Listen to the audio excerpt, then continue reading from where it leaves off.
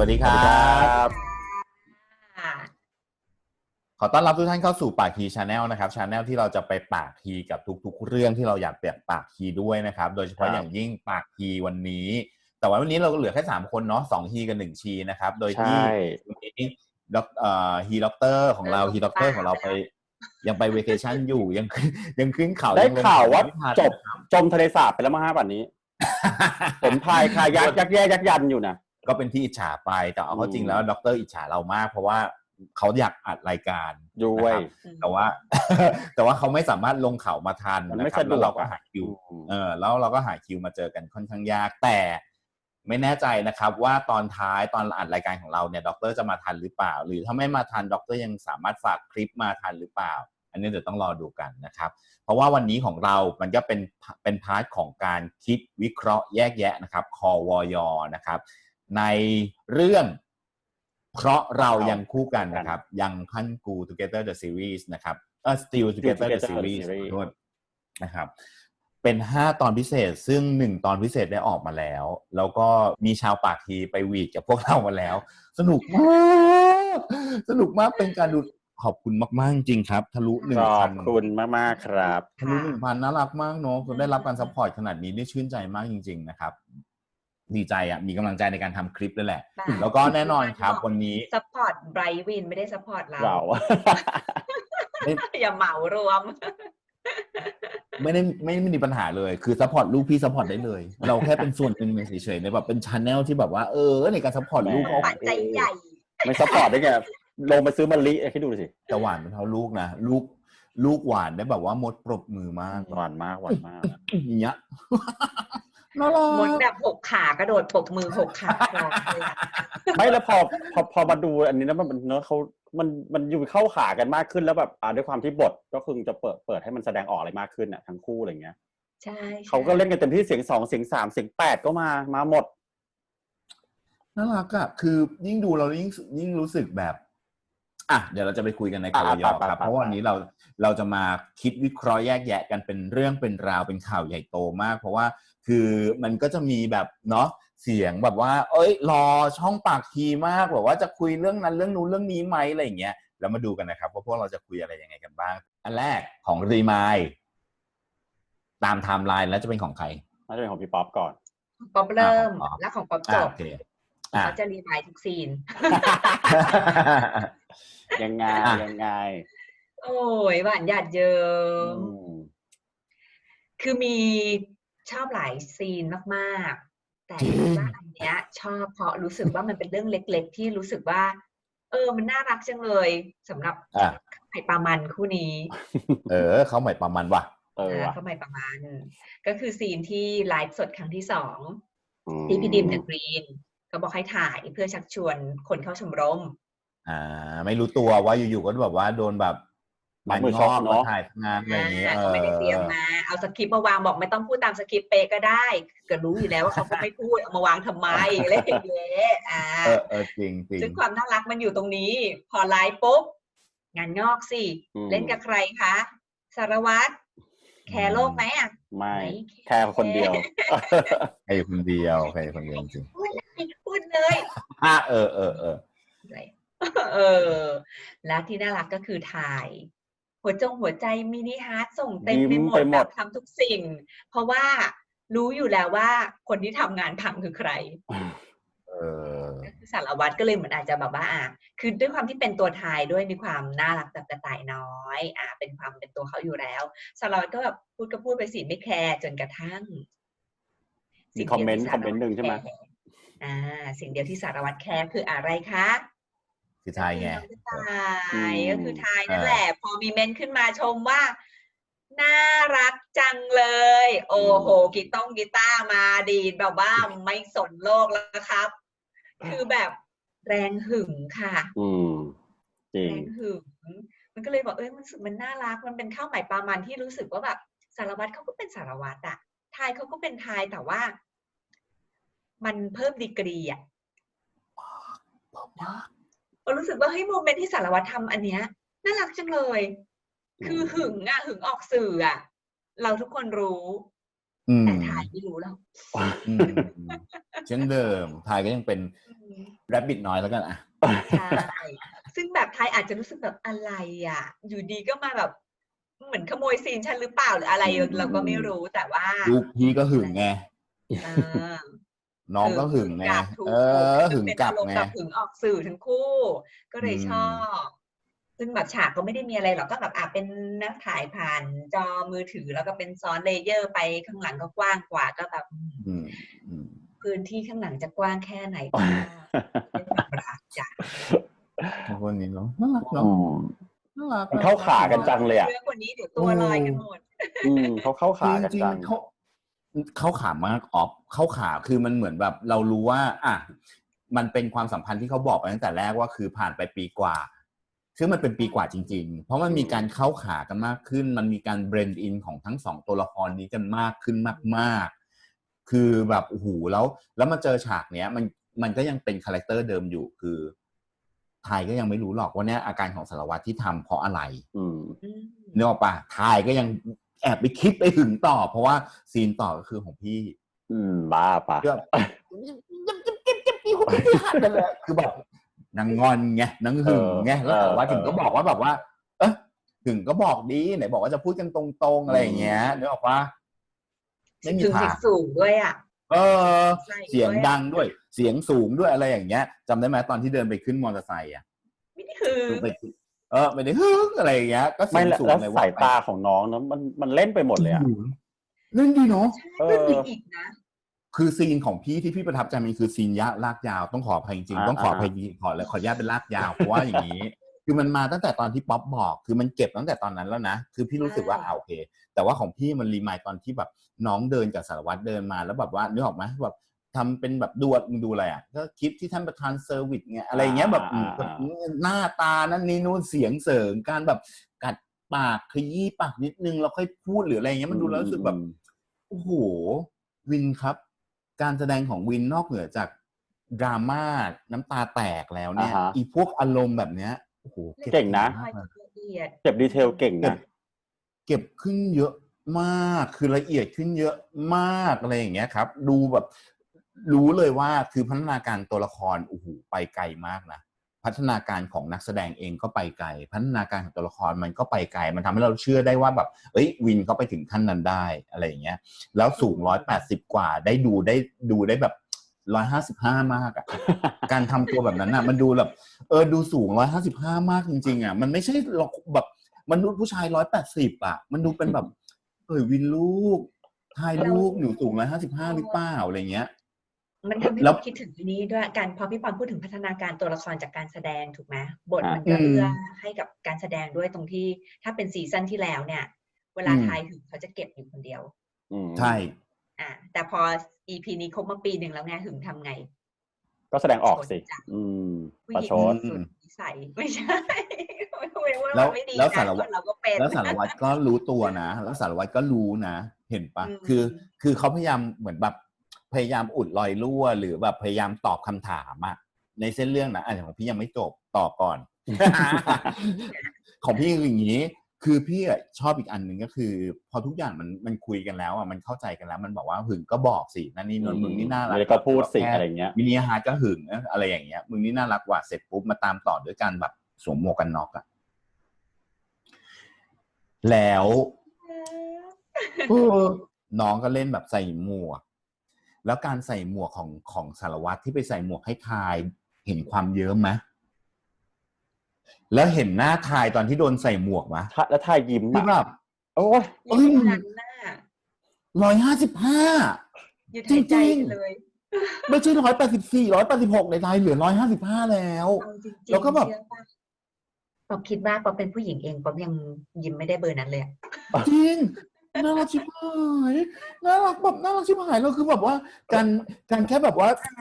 ก้มหน้าแล้วคือแบบกดตัดอย่างนี้นิดนึงอ่ะมันโอ้โหแล้วแบบแล้วไปช่วยสวมกาบไปช่วยหนีบอะไรอย่างเงี้ยแล้วประกอบกับการใช้ AirPods ของทั้งสองคนฟังเพลงลึกๆความหมายดีๆแล้วสาเหตุที่พี่ใช้รูปมอเตอร์ไซค์มาคือมอเตอร์ไซค์คือหนึ่งเลยนะประสบการณ์ร่วม ของพวกเราชาวศิลปากรมันก็จะมีความแบบมอเตอร์ไซค์นะหรือไม่ก็จักรยานตั้งแต่จักรยานเลยนะพวกเราอ่ะแล้วก็การจับมือแฟนอ่ะมาโอบเอวตัวเองอ่ะเฮ้ยมันต้องเป็นแฟนกันเท่านั้นน่ะแล้วมันต้องรักกันแบบมันต้องน้อยกันเบอร์ไหนมันถึงจะรู้สึกได้ว่ายังไม่จับ หน่วย เอวกูอีกอะไรอย่างเงี้ยนึกออกป่ะแล้วเราก็รู้สึกแบบโอ้ยลูกกู แล้วถ้าเอาหน้าไปซุกอ่ะโอ้โห แล้วที่สำคัญคืออะไรแล้วที่สำคัญคือตอนที่ทายเอามือสองข้างเนาะไปกอดอ่ะแล้วเงยหน้าขึ้นมาแล้วแบบทำหน้าแบบว่าของกูไอ้เงี้ยมันมีความแบบมันเคี้ยวก็มันเคี้ยวนะน่ารักก็น่ารักอ่ะแล้วคือแบบโอ้ยตายแล้วคือแบบความรักแบบโอ้แล้วมันมากับเพลงลึกๆดีมันเลยทำให้เรารู้สึกได้แบบว่าที่ผ่านมาเขาพัฒนาตัวละครมาสักขนาดไหนยังไงมันดึงรีมายของพวกเรากลับมาให้กลายมาเป็นแบบว่าเฮ้ยสารวัตรกับทายยังเหมือนเดิมเลยยังเหมือนเดิมเลยกับความสัมพันธ์แบบนี้กับเพลงของสครับเพลงลึกๆแบบนี้ยังเหมือนเดิมเลยแต่ว่ามันมีพัฒนาการในฉากต่อๆไปอีกนะเขาตอบเราหลายๆเรื่องแล้วก็มาเนี่ยคือบนเตียงที่มันกลายมาเป็นแบบว่ามาดูคอมเมนต์นั่นนี่นู่นแล้วมาวอลลี่สารวัตรบอกรู้เลยว่าแบบว่าถ้าไว้อีกก็คือจะต้องเป็นเพลงหนีใช่ถูก อะไรอย่างเงี้ยได้ป่ะถ้าปล่อยไว้อีกเดี๋ยวกูเป็นเพลงหนีแน่นอนรู้จักวิธีการจัดการแล้วไงเริ่มเพราะรู้จักสนิทมากถ้านอนหันหลังเดี๋ยวโดนอีกแน่นอนแล้วหันหน้าเข้ามาหากันอะไรเงี้ยได้ป่ะคือมันเป็นการแบบรีพีทรีมายโจทย์ทุกอย่างสิ่งแล้วมีการรีพีทแบบรีโซฟด้วยมีการแก้ไขด้วยในตัวเรื่องใช่ไหมเสร็จปุ๊บก็คือดึงโทรศัพท์ออกไม่ว่าจะพูดเหตุผลอะไรยังไงอยากฟังเพลงไม่ได้ถ้าฟังเพลงต้องเป็นเพลงหนีแน่อย่างเงี้ยก็ดึงออกอย่างนี้ใช่ไหมเสร็จปุ๊บแล้วก็บอกว่าจะนอนไม่นอนมันจะนอนหรือจะให้กูจูบให้จนโลให้กูให้โกรธจูบให้ล้มอะไรอย่างเงี้ยรู้สึกแบบทายก็แบบว่าพูดมาเป็นปีแล้วไม่เห็นล้มสักทีอะไรเงี้ยท้าทายถ่ายรูปหนูท้าทายอำนาจศาลหนูท้าทายอำนาจของยอดมนุษย์น่ะนึกออกปะนึกออกปะหนูท้าทายอำนาจของยอดมนุษย์ที่มันจะแบบน่ารักคืออะไรความน่ารักคือน้องยอมแล้วห่มผ้าแล้วนะดู acting ตอนนั้นนะคือแบบโอ้โหอิมพอไว้ชัดๆแหละอย่างนั้นน่ะอยู่พฤหัสดาวพูโตก็เห็นรอยยิ้มเนี้ยเห็นการยกโหนกแก้มนั้นเห็นแบบนึกออกปะเห็นความเขินเห็นแววตานี่ขนาดผ้าคลุมไปครึ่งหน้าแล้วนะแต่โหนกแก้มยิ้มนั้นแล้วก็ความสุขที่มันล้นจากผ้าห่มมามันสุดๆนะแล้วข้างๆมันมีอะไรตุ๊กตาหรือรูปปั้นที่มันเป็นแบบเทพีอันนึงที่ถือแบบลงดาบเดี๋ยวป่ะคือพี่ไม่รู้หรอกว่าใครเกิดราศีแบบราศีตุลหรือเปล่าเพราะว่านางจะต้องถือแบบตาช่างหรือเปล่าไม่รู้แล้วก็อีกอันนึงคือดาบไงคือแบบว่าอารมณ์แบบ justice นิดนึงแต่มันคือแบบอารมณ์แบบลงดาบมากสารวัตรพร้อมลงดาบมากแล้วป่ะแบบแบบเคี้ยวมากลูกเงี้ยแล้วคือมันมีความน่ารักตรงที่แบบคำว่าลาตรีสวัสดิ์ลาตรีสวัสดิ์ครับฝันดีครับฝันดีครับโอ้โหสารวัตรเสียงไหนแล้วในคอมเมนต์ของชาวปากฮีคือสารวัตรใช้เสียงฝันดีครับแบบเสียง18พี่บอกเลยว่าบันไดเสียงอันไหนสูงสุดอันนั้นเลยจ้ะท็อปโน้ตเลยนะท็อปโน้ตนะท็อปโน้ตจริงๆคือแบบโอ้โหแล้วความน้อยของน้องหน้าน้องที่ยกที่แบบว่าเฮ้ยเหมือนสาบานได้จริงๆว่ารู้สึกว่าเขินจริงสารวัตรทายเนี่ยมันคือไบค์กับวินใช่ป่าววะเนี่ยเนาะป้ามันเล่นอย่าจุดประเด็นอย่าคุยจริงแยกไม่ออกจริงเพราะว่าน้องเล่นจริงไงแล้วก็เป็นซีนที่รู้สึกได้ว่าเนี่ยอิมพอไวส์จริงเล่นสดเล่นเกินบทแล้วเล่นคือหมายความว่าบทไม่ได้เขียนมาแบบไม่ได้เขียนถึงขนาดนี้แล้วพุ่งกลับว่าปล่อยให้เล่นแหละผู้กำกับเขาปล่อยให้เล่นแล้วน้อง2คนเล่นแบบตัวก็คงดีไซน์ของตัวเองอะไรเงี้ยใช่แล้วก็เป็นการยับยั้งชั่งใจครั้งแรกของสารวัตรออกสื่อว่านอนนึกออกปะไหนว่ารอดแล้วไงอะไรเงี้ยไม่แล้วขนาดก็เอามือประกอดไงแล้วก็ทายบอกแล้วมันตอบโจทย์เรามันคือรีมายเราตอนที่ภาพเราที่รีมายแบบว่าตอนที่ถ่ายนั่งพิงกำแพงแล้วสารวัตรนอนหันข้างห่มผ้าอะไรเงี้ยแล้วรอบนี้มันกลับมาแบบ ไม่ กัน ให้มันรู้ สวย เลยว่า นะนอนกอดกันแบบ สวย แล้วมันเป็นการกอดที่มันแบบเฮ้ยแบบ นี่ผู้ชายตัว185จริงเหรอวะ184จริงเหรอวะ ตัวเล็ก ดู ตัวเล็ก กอดแล้วรู้สึกแบบว่าดูแบบ ระหว่างบล็อกกิ้ง สารวัตรตัวใหญ่มากนะ อยู่สูงกว่านิดนึงไงมันก็ ใช่แล้ว ตัวใหญ่อะ แล้วการงอตัวของน้องการอะไรอย่างเงี้ยนึกออกปะการที่สารวัตรนอนมาทางฝั่งทายมากกว่า แล้วก็เอาคือแบบขอร้องเธอไอการที่แบบว่า ภาพที่เป็นจมูกกับต้นคอ ติด แล้ว กันเนาะ มือนี่โอ้โห ไม่แล้วมันการวางมือของสารวัตรมันไม่ใช่การแบบกอดเอามันนั้นแน่นๆอ่ะคือแค่แบบแค่แปะมือแต่แบบเฮ้ยมันรู้สึกได้มันอุ่นอ่ะ คืออันเนี้ยคือปล่อยให้นอนไงคือถ้าสมมติว่าไม่ปล่อยให้นอนคงกอด คือ นึกกว่านี้มาประเด็นบ่อยไปละ ไม่คือจริงๆ ดีเสร็จ คือจริงๆหมายถึงว่ามันคือรีเฟกจริงๆว่าแบบว่าอันเนี้ยไม่ใช่รีเฟกคือมันคือรีมาเอาใหม่มันคือแม้กระทั่งแอคชั่นน่ะคือแบบว่าการวางมือหรืออย่างเงี้ยมันทำให้เรารู้สึกได้ว่าเนี่ยคือจะปล่อยให้นอนแน่นอนอะไรอย่างเงี้ยคือแบบสบายๆก็ไม่แน่นะกลางดึกอาจจะทำอย่างอื่นก็ได้ใครจะไปรู้ว่าคุณโนลุกขึ้นมาอ่านคอมเมนต์ อีกรอบเงี้ยหรอรอบนึงของพี่ก็หมูยาวเนาะนิดนึงมันเป็นทั้งซีนอ่ะมันเป็นแบบท้ายซีนของพาร์ท 2ไม่จริงๆที่พูดกันแต่นอกรอบแต่แรกคือถ้าพี่ปอนจะเลือกทุกฉากก็ไม่ว่าอะไรนะจริงๆแล้วอ่ะ ขอโทษจริงๆครับมันยาวไปหน่อยเพราะว่าคือถามว่าคือชอบไหมชอบอะไรยังไงแบบนี้ไหมชอบแต่ว่าคืออันนี้คือชอบที่สุดเพราะว่ามันทำให้เรารู้สึกว่ามันรีมายความเป็นสารวัตรไทยเวอร์ชันเก่าแล้วก็มันเห็นพัฒนาการของตัวละครมันเห็นพัฒนาการของนักแสดงมันเห็นพัฒนาการของเส้นเรื่องที่มันสามารถแบบโอเคมันไม่ใช่แค่นี้นะมันไม่ให้หยุดอยู่แค่นั้นแล้วมันมี development ได้ไงมันคือสามารถแบบว่ามันเล่าเรื่องไปจากเดิมที่มันเป็นแบบนี้องค์ประกอบหลักเป็นแบบนี้ความสัมพันธ์ที่พัฒนาขึ้นมาเป็นแบบนี้รถเปลี่ยนแล้วเป็นมอเตอร์ไซค์อะไรอย่างเงี้ยมันดูแบบว่ามันมีความรถยนต์อ่ะมันใกล้ชิดแหละไปด้วยกันมันก็คืออยู่ด้วยกัน2คนแต่เนี้ยคือมอเตอร์ไซค์อ่ะมันคือด้วยกันจริงๆไงนึกออกปะมันทำให้รู้สึกได้ว่าแบบมันมีอะไรที่แอดอัพเข้ามาแล้วตอบโจทย์บางอย่างกับบางอย่างก็ไม่ตอบโจทย์นะแต่ว่าเดี๋ยวอันนี้คือไม่ตอบโจทย์ในความรู้สึกเราแต่ว่าเดี๋ยวเราไปคุยกันใน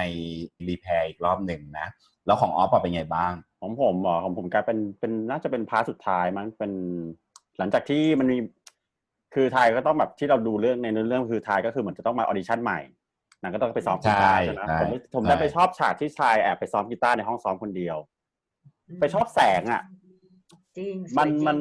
แล้วคือเนาะมันคือแสงที่แบบสาดเข้ามาแล้วแบบพาดเข้ามาตรงหน้าน้องพอดีอะไรเงี้ยแล้วแบบครึ่งหน้าในตอนที่ตัวเองยังเล่นไม่ได้ยังทำอะไรไม่ได้ยังแบบเหมือนแบบคอร์ดนี้ก็ยังจับไม่ได้อันนี้ก็ยังผิดอยู่คือมันเหมือนจะไม่มีความมั่นใจทุกอย่างมันดูเฟลและแสงที่มันมาพาดครึ่งหน้าคือแบบมันทำให้รู้สึกเลยว่าเฮ้ยมันยังก้ำกึ่งว่าจะไปบวกหรือลบดีวะผลของการออดิชั่นครั้งนี้อะไรเงี้ยแต่พอไปสักพักนึงพอผ่านไปน้องได้ดูคลิปชายได้ดูคลิปสารวัตรแล้วคือหัดเล่นใหม่เรื่อยๆแสงจากที่มุมคือด้วยมุมกล้องด้วยแหละมุมกล้องมันจ่อตรงที่ด้านข้างและด้านหน้าก่อนทำให้แสงที่พาดมาจากข้างบนเป็นแสงด้านพาดหน้าพอดีแต่พอจังหวะที่ไทยกำลังจะเล่นได้ดูรีมายกับคลิปของสารวัตรแล้วน่ะพอไทยเล่นได้ทุกอย่างปุ๊บกล้องนั้นกลับมาช้อนด้านล่างช้อนจากด้านข้างขึ้นไปมันทำให้เห็นแสงข้างบนกลับมากระทบกับส่วนที่เป็นใบหน้าของเขาแล้วมันก็ทำให้แสงให้เป็นไฮไลท์เป็นแฮร์ไลท์ขึ้นมามันเหมือนเฮากวงสว่างขึ้นมาแล้วแบบก็จังหวะปึ้งน้องดีดกีตาร์ปั๊บร้องได้ปุ๊บโอ้โหดีอ่ะมันทำให้แบบฉากเมื่อกี้ที่มันแบบแค่ครึ่งหน้าปุ๊บแล้วมาสว่างไบรท์ว่าตรงนี้แบบโอ้โหและจังหวะที่น้องร้องเพลงขึ้นมามันแสดงให้ถึงศักยภาพของน้องด้วยว่าพัฒนาไปอีกขั้นแล้วนะน้องก็ร้องเพลงได้นะไม่ธรรมดาอยู่นะอะไรอย่างนี้แล้วก็คือมันให้เห็นหลายๆอย่างในฉากที่เห็นแสงเนี่ยผมชอบโปรดักชันดีไซน์ผมชอบอยู่แล้วแล้วมาเห็นการแสดงของวินอีกที่พัฒนาจากการที่แบบขุ่นข้องหมองใจว่าจะเล่นได้เล่นไม่ได้จนถึงอีกจังหวะหนึ่งเล่นได้แล้วร้องได้เฮ้ยสีหน้าน้องเปลี่ยนมาเรื่อยๆเลยนะคือเปลี่ยนและเล่นกับใบหน้าตัวเองเล่นกับสายตาตัวเองแล้วก็แม้กระทั่งความวิตกกังวลในใบหน้าเราเห็นได้ชัดเลยแต่อีกจังหวะหนึ่งที่ร้องได้แล้วปุ๊บทุกอย่างดูคลายหมดกล้ามเนื้อดูคลายร้องเพลงไปแบบเรารู้เลยว่าน้องคนนี้ร้องไม่ล่มแล้วล่ะ ประมาณนี้ที่ชอบเหมือนกันชอบมากๆแล้วก็มุมเดียวกับที่ออฟเห็นนั่นแหละคือตอนแรกเขาถ่ายด้านข้างใช่มันก็จะเป็นแบบแสงเข้าครึ่งหน้าที่ออฟว่าใช่ครับแล้วพอกลับมุมปุ๊บมันก็เริ่มสว่างคือก็ยังมีความมืดอยู่นะแต่มันเกิดขึ้นหลังจากที่สารวัตรเข้ามาในซีนด้วยต่อให้ถ่ายไม่เห็นคือด้วยการที่แบบว่าถ่ายผ่านพาร์ติชันนะสับไปสับมาสารวัตรแสงก็สวยตรงนั้นมุมคือแสงสวยหมดเลยองค์ประกอบแสงดีมากสำหรับพี่ว่ามันเติมเต็มในส่วนของความรู้สึกไทยด้วยการใช้แสงว่าตอนแรกเขายังไม่ได้ไงถูกเหมือนกับเขาก็ลองของเขาคนเดียวแต่พอมีสารวัตรเข้ามาปุ๊บแสงมันก็มามันเหมือนกับเติมเต็มส่วนที่ขาดหายไปของเขาด้วยความจริงทำให้เขาแบบสมบูรณ์ขึ้นเล่นได้ทุกอย่างได้คือมันเพราะเราคู่กันนะจ๊ะใช่คือง่ายคือไปฉากนั้นผมเลยเห็นไปเลยว่าแบบสิ่งที่ไทยรักมากที่สุดคือสารวัตรแหละแล้วคือสิ่งที่เป็นกำลังใจให้ที่สุดของไทยก็คือสารวัตรไงมันไม่มีคนอื่นแล้วอะคือนั่นแหละทำให้ทุกสิ่งทุกอย่างมันก็จบลงได้สวยแล้วชายก็ผ่านในการออดิชั่นในฉากต่อมาถูกไหมแล้วเขาก็แสดงออดิชั่นสวยออดิชั่นสวยมากแฟลชแบ็กที่ตัดกลับไปตอนที่สารวัตรบอกเฮ้ยมึงก็ทำอย่างนั้นดีอย่างนี้ดีเหมือนกับว่าเหมือนเป็นเล่นหนังง่ายเหมือนอะไรอย่างเงี้ยคือมันก็ไปย้อนกลับไปตอบของพี่ปอนด้วยว่าเส้นเรื่องมันก็มีการคาบเกี่ยวกันระหว่างซีซั่นที่แล้วกับซีซั่นนี้ให้มันรู้สึกว่ามีความเป็นเรื่องเดียวกันมีความดำเนินต่อเนื่องและพัฒนาต่อไปทั้งเรื่องของตัวละครเรื่องของการแสดงและเรื่องของความรักของคนสองคนนี้ที่มันก็จะเจริญเติบโตขึ้นด้วยขอเพิ่มนิดนึงได้ไหมได้ครับพี่ขอเพิ่มเรื่อง acting ของน้องที่ออฟพูดนิดนึงคือเรารู้ได้อยู่แล้วเนาะว่าวินเนี่ยค่อนข้างจะเป็นเด็ก genius เนาะเรื่องการแสดงก็ขอพูดว่า genius นะขอจริงๆเพราะว่าไม่อยากเชื่อว่านี่คือเรื่องแรกอันนี้ที่หนึ่งอันที่สองคือเขาทำอะไรก็แล้วแต่เป็นบุคคลที่สามารถดึงเราเข้าไปร่วมกับอารมณ์นั้นโดยที่แบบจริงหลุดไปร่วมด้วยตั้งแต่เมื่อไหร่อ่ะนึกออกปะคือภาพที่เขาเห็นรอยยิ้มที่เขาเห็นตอนร้องเพลงตอนที่น้องร้องเพลงออกมาแล้วยิ้มออกมาปุ๊บแล้วโหเล่นเบอร์นี้เลยเนาะเล่นแบบคือเขายิ้มนั้นน่ะมันเป็นยิ้มที่เรารู้สึกได้เลยว่าภาพในหัวเขาคืออะไรคือความสุขของเขาคืออะไรเราเห็นได้เลยอ่ะแล้วที่สำคัญที่สุดพี่รู้สึกว่าเพลงเนี้ยเพลงขอไม่ใช่เรื่องเลยนะทำเพลงขอเนี่ยเพราะไม่สนใจเลยนะพี่ไม่รู้สึกเลยนะพี่รู้สึกว่าอารมณ์เพลงที่น้องร้องออกมาโคตรสุดเลยอารมณ์เพลงนะแล้วมันสามารถดึงได้มากกว่าความไพเราะอีกเพราะว่าเขาร้องด้วยความเป็นนักแสดงที่เล่นอยู่ในขณะนั้นแล้วดึงเราในการแสดงของเขาที่เขากำลังแสดงว่าเขากำลังร้องเพลงอยู่แล้วนำพวกเราไปเห็นภาพแฟลชแบ็กนำพวกเราไปเห็นภาพความรู้สึกดีๆนำพวกเราเข้าไปเห็นภาพสาเหตุที่เขายกยิ้มได้ขนาดนั้นใช่แล้วคำว่ายกยิ้มที่พี่ปอนพูดสำหรับป๊อปมันไม่ใช่แค่ว่าเขาร้องเพลงนี้ได้แล้วหรือตีคอร์ดกีตาร์ถูกแล้วมันคือการเขาสามารถพิสูจตัวเองได้แล้วว่าเขาคู่ควรกับสารวัตรคือผมดีใจเขาตั้งแต่ซีซั่นที่แล้วใช่แล้วมันสามารถนั่นแหละคือสิ่งที่สาเหตุที่พี่เชื่อว่าคายขอ7 วันเพื่อจะมาเอาออดิชั่นใหม่การออดิชั่นใหม่ของเขาไม่ได้การเป็นออดิชั่นเพื่อเป็นเลขาการไม่ได้การเป็นออดิชั่นเพื่อเข้ามาในชมรมดนตรีแต่ว่าเป็นการออดิชั่นเพื่อ break บางอย่าง break ตัวเองคือเขาต้องสามารถ proof ตัวเองไปให้ได้แล้วบอกตัวเองให้ได้ว่าตัวเองเอาไปให้สุดได้เพราะว่าขึ้นไปยืนเคียงข้างสารวัตรพร้อมขึ้นไปยืนเคียงข้างสารวัตรโดยที่แบบว่าไม่มีข้อกังขาเพราะว่าบทมันบอกตั้งแต่แรกอยู่แล้วคือกูกลัวว่ากูแคร์สารวัตรตั้งหากใช่มีบทหนึ่งถูกไหมมันคือกูแคร์สารวัตรตั้งหากคือไม่อยากให้ใครมาแบบบอกว่ามันไม่ลำเอียงอะไรอย่างเงี้ยอะไรอย่างเงี้ยคือพี่รู้สึกแบบเนี่ยคือมันเลยมีพัฒนาการตัวละครมันทำให้เห็นแล้วพี่รู้สึกได้ว่าสาเหตุที่น้องยกยิ้มขนาดนั้นน่ะมันเจ๋งมันคือแบบมันเจ๋งตรงที่แบบว่าเขาเอนไลท์ตัวเองได้แล้วว่าแบบกูเข้าใจแล้วว่าสิ่งที่ตอนที่แบบเบรกตัวเองออกมาได้ปุ๊บมันเป็นยังไงอะไรเงี้ยชอบดีมากดีคือเรื่องการแสดงนะเรื่องการแสดงนะไม่ห่วงเลยเพราะว่าแล้วของออฟหมดยังหมดแล้วครับหมดแล้ว ของพาร์ทออฟเนี่ยก็จะพูดถึงไปแตะเรื่องโปรดักชันดีไซน์แล้วเราก็จะมีพูดเรื่องนั้นนี่นู่นแล้วโดยเฉพาะอย่างยิ่งคือแสงเนี่ยเป็นตัวนำทำให้ออฟเกิดความรู้สึกชอบในซีนนี้เนาะครับผมใช่ครับนอกเหนือจากซีนของความประทับใจแล้วเรามาพูดเรื่องโปรดักชันดีไซน์กันบ้างมาพูดถึงคิวของคาวายอนแล้วเนาะในพาร์ทของการรีแพร์แล้วนะครับขออนุญาตเริ่มตั้งแต่พาร์ทที่เป็นโปรดักชันดีไซน์ก่อนเนาะเริ่มตั้งแต่แสงก่อนเลยดีไหมถ้าอย่างนั้นได้ครับได้ยังไงนะเรื่องแสงเป็นสิ่งที่เห็นชัดเจนมากของความเปลี่ยนแปลงระหว่างซีซั่นที่แล้วกับซีซั่นนี้จะสังเกตว่าฉากเอาท์ดอร์ไม่มีพลาดเลยใช่จริงแสงสวยเนียบมาเป็นลำจะเอาท์ดอร์แค่ไหนก็ต้องมีความมีลำเป็นพาดมาเอาท์ดอร์เลิศมากมันทำให้เรารู้สึกว่าตัวละครทุกตัวดูดีขึ้นมันก็เป็นอาหารตาเนาะอันนี้ต้องยอมรับมันดูลื่นตาขึ้นเยอะในฉากของ outdoor ทั้งหมดแต่มันมีฉากหนึ่งที่ป๊อปดูแล้วแบบตอนแรกก็มันสะกิดตาเว้ยพอเห็นครั้งที่2มันแบบต้องพูดว่าขอพูดหน่อยแล้วกันว่ามานะขอซ่อมนิดนึงนะอย่าว่าเขานะ ก็คือฉากห้องนอนของสารวัตรกระทายฉากที่เป็นส่วนของส่วนห้องนั่งเล่นนะห้องนอนหรือห้องทั้งห้องเลยหรือว่าทั้งห้องเลยเนาะทั้งห้องคือมันจะเข้าไปสมมติว่าเรียกมันว่าอพาร์ตเมนต์living room ส่วนห้องนอนกับส่วน living room ส่วนก่อนถึงห้องนอนส่วนที่เขานั่งคุยกันเข้าใจนะว่าอยากจะให้ภาพสวยซึ่งภาพมันสวยไหมสวยเลยเพราะถ้าทุกคนเห็นข้างหลังแบ็คกราวด์ของ2คนนี้มุมแดงกับมุมน้ำเงินมาแดงก็ไม่ได้แดงแบบแดงแชดหรอกแดงอมชมพูนิดๆน้ำเงินก็น้ำเงินอมม่วงหน่อยๆเสร็จปุ๊บพอทางขวาสุดของภาพเนี่ยมันคือทางเดินเข้าห้องนอนก็เปิดประตูห้องนอนไว้แล้วก็เอาโคมไฟจัดเป็นห้องนอนทุกอย่างเนี่ยมันถูกจัดจนเรารู้สึกว่าอันนี้ไม่ค่อยจะเหมือนห้องที่คนเขาใช้อยู่ได้จริงๆคือมันแน่นไปหน่อยสำหรับสายตาเราอะพอมันแน่นมากมันเลยทำให้เรารู้สึกว่ามันทำให้เรามีอาการละสายตาไปข้างหลังข้างหน้าข้างหลังข้างหน้าบวกกับการที่เวลาตัดคัตติ้งมาที่หน้าสารวัตรบางมุมอะมันเป็นแสงคลีนข้างหลังนะแต่พอตัดภาพกว้างปุ๊บมาชมพูม่วงส้มมันก็เลยแบบมันแย่งกันเหมือนมันดูแบบ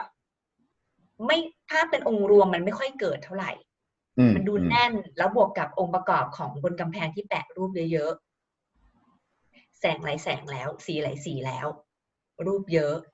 พร็อพเยอะในห้องเองแม้แต่รูเล็กๆที่มองทะลุผ่านเข้าไปก็มีภาพบนผนังเต็มไปหมดเลย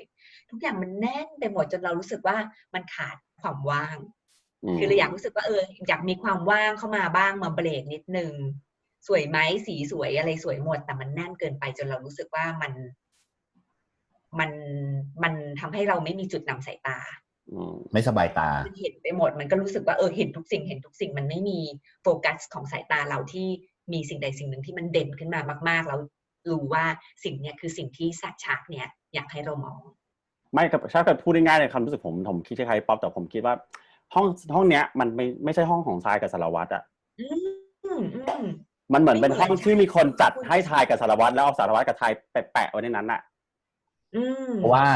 ถ้าจะเป็นห้องทายกับสารวัตรจริงน่าจะเป็นห้องแมนกับไทยความรู้สึกพี่นะคือถ้าเป็นห้องทายกับสารวัตรอ่ะน่าจะเป็นซีนนะโซนโทนประมาณนั้นแค่เอารูปแบบสครับไปแปะในห้องนั้นพี่ว่าจบแล้วใช่มันดูความเนี้ยเขาเป็นผู้ชายที่มีความมินิมอลสำหรับป๊อปนะใช่แต่คนที่มินิมอลเขาจะไม่จัดห้องแบบนี้คือดูอันเนี้ยคือมันดูเป็นสายแคสเกมอ่ะเป็นสายแบบคือแต่งห้องแบบสายแบบเด็กแบบเล่นเกมอ่ะสายแคสเกมสายเล่นสายออนไลน์สายแบบโอ้ยชวนเพื่อนกันมาแบบเฮ้ยคือพวกเนี้ยคือเป็นพร็อพที่เจ๋งมากนะกับโต๊ะแบบนั้นโต๊ะแบบว่าเป็นเขาเรียกว่าอะไรนะมันโต๊ะเขียนออกแบบป่ะไม่เขียนออกแบบเป็นสเตจที่มันเป็นเขาเป็นแบบแกงการูแล้วก็วางโต๊ะที่เดี๋ยวนี้ที่มันเขาชอบแต่งห้องแบบเนี้ยโดยที่ไอ้พวกเนี้ยคือมักจะเป็นสายแคสเกมไฟบับเบิ้ลที่เป็นปิงปองน้ำเงินที่มันเป็นแบบ LED อะไรพวกเนี้ยน้ำเงินแดงคือสิ่งที่เขาหามาสวยนะมันสวยทุกอันแหละแต่พอมันเข้ามาอยู่รวมกันแล้วอ่ะ มันก็จะดูเยอะไปนิดนึงแล้วคือส่วนตัวพี่รู้สึกว่าตัวเนี้ยมันดูเหมือนที่ออฟบอกคือมันกลายมาเป็นว่าเขาจัดห้องมาแล้วก็เอาสารวัตรกระไทยเข้ามาอยู่แปะไว้เหมือนเซ็งห้องมาจากคนบางคนอ่ะจริงจริงไม่ใช่ห้องของเขา2 คนนะมันไม่ใช่เหมือนห้องของเขาอะไรอย่างเงี้ยมันเหมือนแบบเซ็งห้องมาแล้วก็มาอยู่แล้วก็แบบก็ช่างมันแต่ไม่ได้ว่าอะไรนะคือมันความคิดเห็นส่วนตัวของพวกเรานะเราคิดอย่างนี้อะไรเงี้ยถูกอันนี้ต้องบอกก่อนว่าเป็นรสนิยมและความคิดเห็นส่วนตัวซึ่งเรามองเห็นแบบนี้เราพูดแบบนี้ใช่ครับคนอื่นอาจจะคิดต่างก็ได้นะอย่างที่เราบอกเนาะเราขออนุญาตแสดงทัศนะส่วนตัวแล้วก็เราไม่ได้ว่าอันนี้ไม่ดีถูกหรือมันสวยอย่างที่เราบอกมันสวยแต่ว่าสำหรับเรารู้สึกว่ามันเยอะไปนิดนึงอันที่1เยอะอันที่2มันดูแล้วตามส่วนตัวพวกเราคิดว่ามันไม่ได้เป็นห้องของสารวัตรกระไทยดูเราไม่เชื่อว่าดูเราไม่เชื่อเท่าไหร่เราไม่เชื่อว่าอันนี้คือห้องสารวัตรกระไทยมันมีความอบอุ่นด้วยโทนของน้ำตาลเข้มอะไรเงี้ยมันมีความเราเห็นครับเราเห็นความบรรยากาศแบบอบอุ่นแบบนั้นแต่ว่ามันด้วยความที่อย่างที่บอกแหละมันด้วยความที่ระยะเวลาแบบนี้เส้นเรื่องมันสามารถสร้างต่อได้แบบนี้จริงแต่ว่าบางเรื่องบางอย่างอ่ะมันยังเปลี่ยนไม่ได้กับในลักษณะที่เป็นแค่ปีครึ่งอ่ะก็ขอใช้แบบนี้ดีกว่าถ้าคาแรคเตอร์ของคน2 คนไม่เปลี่ยนห้องนอนเขาก็ควรจะเป็นสไตล์ที่เป็นของ2 คนนี้หรือว่าเวลาคน2 คนมาอยู่ด้วยกันแล้วความรักมันเกิดทำให้เปลี่ยนเราก็ไม่รู้ความรักเขาก็ไปในเวเดิมนะคือมันเหมือนกับว่าหรือแม้แต่อ่านง่ายๆผ้าปูที่นอนอย่างเงี้ยเจอสีน้ำตาลเฉดนั้นป๊อปก็รู้สึกว่ามันก็ไม่ค่อยใช่เท่าไหร่นะเห็นด้วยคือพยายามเข้าใจแหละน้ำตาลมันสีโทนอุ่นเนาะแต่ด้วยเฉดน้ำตาลเฉดนั้นนะมีความรู้สึกว่าดูไม่ค่อยใช่ของ2 คนนี้นะมันดูเป็นผู้ใหญ่ไปหน่อยไหมมันดูเป็นผู้ใหญ่ไปมันดูคือแต่มันก็อาจจะแมทช์กับโปรดักชันในนั้นไงใช่คืออย่างที่เราบอกแหละคือถ้าสมมุติแยกพาร์ทมาถามว่าโลเคชั่นห้องถ้าแยกดูเฉพาะส่วนแยกดูเลยห้องนอนสวยไหมห้องน้ำสวยไหมห้องนั่งเล่นสวยไหมliving room จริงๆสวยไหมแม่ห้องนั่งเล่นห้องที่แบบว่าที่พี่บอกว่าแคสเกมห้องทำงานกับโต๊ะกินข้าวตรงนั้นน่ะสวยไหมแล้วมันจะมี living room อีกนะจำได้ไหม living room คือตอนที่สารวัตรไปนั่งที่เป็นโซฟามีโคมไฟบนโคมไฟอันนั้นน่ะคือถามว่าสวยไหมแยกส่วนดูสวยนะแต่พอแบบอย่างที่เราบอกแหละว่าห้องเนี้ยเราไม่เชื่อว่ามันเป็นห้องของสารวัตรกระไทยแค่นั้นเองคือมันทำให้เรายังไม่เชื่อคือความรู้สึกมันเหมือนบ้านมากขึ้นเข้าใจครับมันทำให้เรารู้สึกว่าจากเดิมที่มันเป็นอพาร์ตเมนต์เนาะโล่งๆหน่อยที่แล้วจนกลายมาเป็นก็ยังเป็นแต่ว่าคราวนี้มันเป็นเซอร์วิสอพาร์ตเมนต์ก็เข้าใจว่ามันอยากให้มันรู้สึกแบบอบอุ่นขึ้นอะไรขึ้นแต่ว่าเอางี้ดีกว่าสำหรับป๊อปนะหลักๆคือป๊อปติดเรื่องการจัดแสงในฉากกลางคืนเพราะฉากเดียวกันห้องเดียวกันกลางวันไม่เป็นไรแสงธรรมชาติเราโอเคในการจัดแสงเนาะแต่ว่าสำหรับพี่รู้สึกว่าพร็อพการตกแต่งอันเนี้ยไม่รอดถูกอันนั้นคือไม่รอดด้วยแต่ว่าพอเจอแสงธรรมชาติแล้วมันเลยไม่กระเด้งมันเลยไม่รู้สึกแบบว่าชัดเจนขนาดนั้นแต่โอเคอันนี้แล้วก็มันรวมไปทุกอย่างแหละพอมันเป็นโปรดักชันดีไซน์เนาะก็จะขออนุญาตไปแตะเรื่องเสื้อผ้านิดนึงด้วยเพราะว่าเรื่องเสื้อผ้ามันด้วยความที่อันเนี้ยบอกก่อนว่าเราไม่รู้จุดประสงค์จริงๆว่าสาเหตุที่ต้องให้ใส่สเวตเตอร์ใส่เสื้อคลุมใส่อะไรอย่างเงี้ยของตัวละครหลายๆตัวแม้กระทั่งตัวประกอบเองอะไรอย่างเงี้ยเพื่ออะไรยังไงแต่ว่าเหมือนเดิมครับสิ่งที่มันเกิดขึ้นกับพี่เนาะพี่รู้สึกว่าพี่ไม่เชื่อเพราะว่าในขณะที่สารวัตรร้อนเหงื่อตกอ่ะเหงื่อหยดเลยนะแต่ว่ายังใส่แบบแจ็คเก็ตทับอีกตัวหนึ่งอะไรอย่างเงี้ยมันก็เลยรู้สึกว่าโลเคชั่นมันไม่เชียงใหม่มันก็ไม่ได้หนาวเบอร์เนี้ยนึกออกปะคือใส่คือเข้าใจว่าแบบว่าใส่เพื่อให้ดูแบบว่ามีคาแรคเตอร์นั่นนี่นู่นเข้าใจเลยครับเข้าใจเรื่องนี้แต่ว่าบางทีอ่ะมันทำให้เรารู้สึกได้ว่าแบบมันไม่จริงคือจัดมาดีแต่มันพอมันกลายมาเป็นว่าทุกอย่างที่มันดูดีหมดทุกอย่างอ่ะมันรวมตัวกันมันไม่หมายความว่ามันดูแล้วมันเชื่อนะสำหรับป๊อปคิดว่าคือในซีซั่นที่แล้วอ่ะที่เขาก็ใส่เสื้อผ้าโทนนี้แหละแต่มันดูโอเคเพราะมันมีความรู้สึกว่าซีซั่นที่แล้วเนี่ยมันเป็นช่วงฤดูหนาวความรู้สึกใช่ไหมในความรู้สึกด้วยความที่อุณหภูมิของสี ของสีของเรื่องในแสงธรรมชาติอ่ะคือหน้าหนาวหน้าร้อนเนี่ยแสงจะอุณหภูมิสีต่างกันใช่เรามีความรู้สึกว่าพอนึกย้อนไปทำไมตอนที่แล้วเขาก็ใส่แบบนี้แต่เราไม่ได้รู้สึกติดขนาดนี้มันก็อาจจะเพราะโมเมนต์ที่เขาให้สองคนใส่แบบเนี้ยส่วนใหญ่จะเป็นโมเมนต์ที่อยู่กันสองคนไม่ได้มีหรือเกี่ยวกับการเกรดสีหรือเปล่าเกรดสีเกรดฟิล์มหรือเปล่าถ้าฉากใหญ่ๆรวมกันส่วนใหญ่ก็จะเป็นชุดนักศึกษาอะไรอย่างเงี้ยแล้วก็แสงสีที่รู้สึกว่ามันน่าจะฤดูหนาวแต่อันนี้มันดูฤดูร้อนเลยอ่ะแล้วกับการที่ใส่แจ็คเก็ตใส่สเวตเตอร์มันนะมันไม่ธรรมชาติเอาง่ายๆมันไม่เมคเซนส์นะพูดง่ายๆแบบนี้เดินหน้าร้อนไหมก็คงไม่อะไรเงี้ยถูกอันนี้คือส่วนตัวอันนี้คือความรู้สึกส่วนตัวนะครับถามว่าน่ารักไหมน้องน่ารักใส่สเวตเตอร์นั่นนี่นู่นคือมันน่ารักเนี่ยแต่ก็อยากจะเช็ดเหงื่อให้ไม่ว่าอะไรแต่แค่รู้สึกว่ามันไม่เราไม่รู้จุดประสงค์จริงๆคือใส่เพื่อให้เบรนด์อินหรือว่าใส่เพื่อให้มันมีความแบบคาแรคเตอร์เฉพาะตัวนั่นนี่นู่นอะไรเงี้ยมันดูแล้วรู้สึกแบบมันไม่ได้ใส่แว้นมอเตอร์ไซค์แต่นี่มันคือใส่เดินถนนใส่อะไรอย่างเงี้ยใส่แบบอยู่กับห้องอยู่กับที่อยู่กับอะไรอย่างเงี้ยซึ่งเรารู้สึกแบบว่าบรรยากาศแบบนี้แสงแบบนี้อุณหภูมิห้องอย่างที่ป๊อปบอกอุณหภูมิของสถานที่มันดูแล้วรู้สึกว่าแบบมันไม่ได้เป็นฤดูหนาวที่พร้อมจะใส่เสื้ออะไรแบบเนี้ย